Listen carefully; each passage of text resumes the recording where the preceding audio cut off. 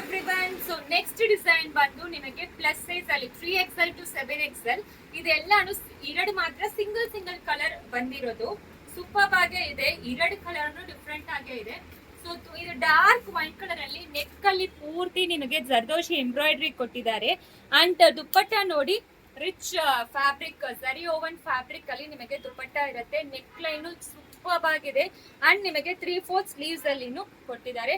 With inner ಬರುತ್ತೆ and ಇದು straight cut ಆಗಿರುತ್ತೆ. ನೋಡಿ, ಸ್ಟ್ರೈಟ್ ಕಟ್ ಆಗಿರುತ್ತೆ ವಿತ್ ಲೈನಿಂಗ್ ಇದೆ. 3XL ಟು 7XL ಅವೈಲಬಲ್ ಇದೆ. ನೆಕ್ಸ್ಟ್ ಈ ಡಿಸೈನು ಸ್ಟ್ರೈಟ್ ಕಟ್ಟೆ ಬಂದಿದೆ.